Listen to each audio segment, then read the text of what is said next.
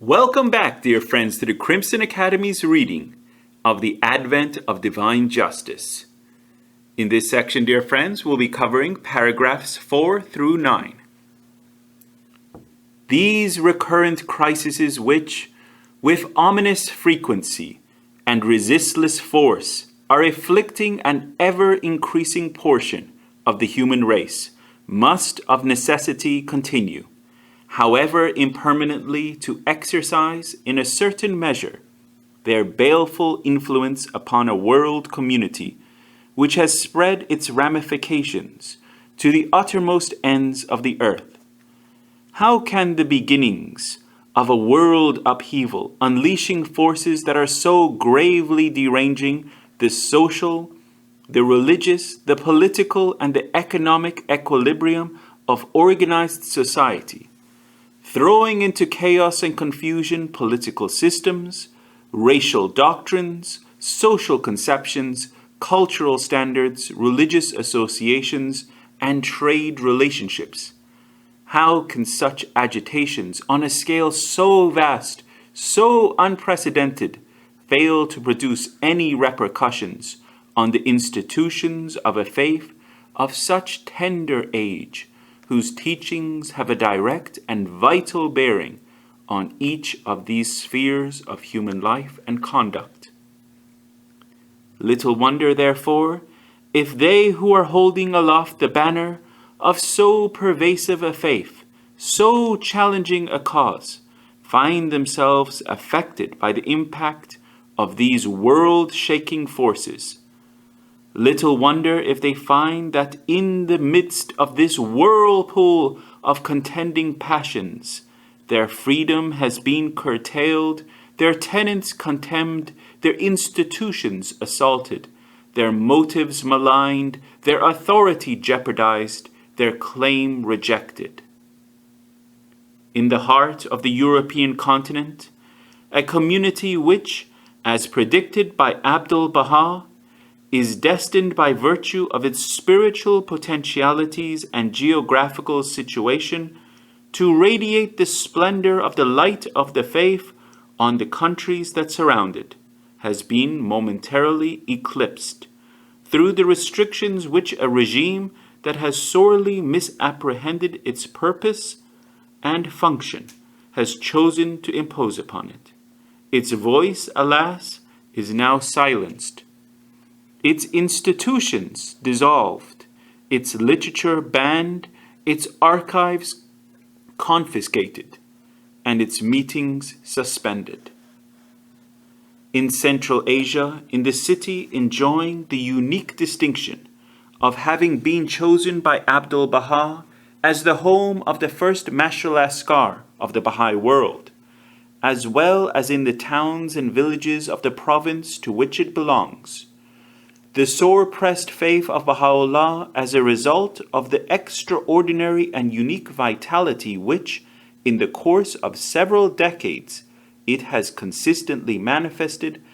finds itself at the mercy of forces which, alarmed at its rising power, are now bent on reducing it to utter impotence. Its temple, though still used for purposes of Baha'i worship, has been expropriated, its assemblies and committees disbanded, its teaching activities crippled, its chief promoters deported,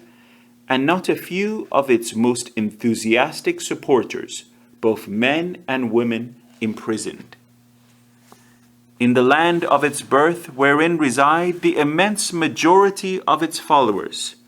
a country whose capital has been hailed by Baha'u'llah as the mother of the world and the dayspring of the joy of mankind,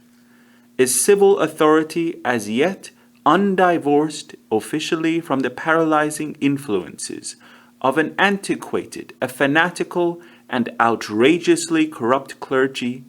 pursues relentlessly its campaign of repression against the adherents of a faith which it has for well nigh a century striven unsuccessfully to suppress. Indifferent to the truth that the members of this innocent and proscribed community can justly claim to rank as among the most disinterested,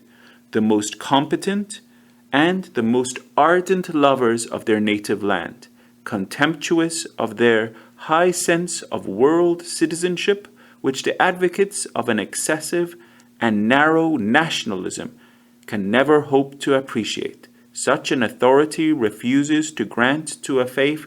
which extends its spiritual jurisdiction over well nigh 600 local communities, and which numerically outnumbers the adherents of either the Christian, the Jewish, or the Zoroastrian faiths in that land, the necessary legal right to enforce its laws, to administer its affairs, to conduct its schools, to celebrate its festivals, to circulate its literature, to solemnize its rites, to erect its edifices, and to safeguard its endowments. And now recently in the Holy Land itself, the heart and nerve center of a world-embracing faith, the fires of racial animosity, of fratricidal strife, of unabashed terrorism have lit a conflagration that gravely interferes, on the one hand, with that flow of pilgrims that constitutes the lifeblood of that center, and suspends on the other the various projects that had been initiated in connection with the preservation and extension of the areas surrounding the sacred spots it enshrines. The safety of the small community of resident believers, faced by the rising tide of lawlessness, has been imperiled, its status as a neutral and distinct community indirectly challenged, and its freedom to carry out certain of its observances curtailed. A series of murderous assaults, alternating with outbursts of bitter fanaticism, both racial and religious, involving the leaders as well as the followers of the three leading faiths in that distracted country, have at times threatened to sever all normal communications, both within its confines as well as with the outside world. Perilous though the situation has been, the Baha'i holy places, the object of the adoration of a world-encircling faith, have, notwithstanding their number and exposed position, and though to outward seeming deprived of any means of protection, been vouchsafed a preservation little short of miraculous.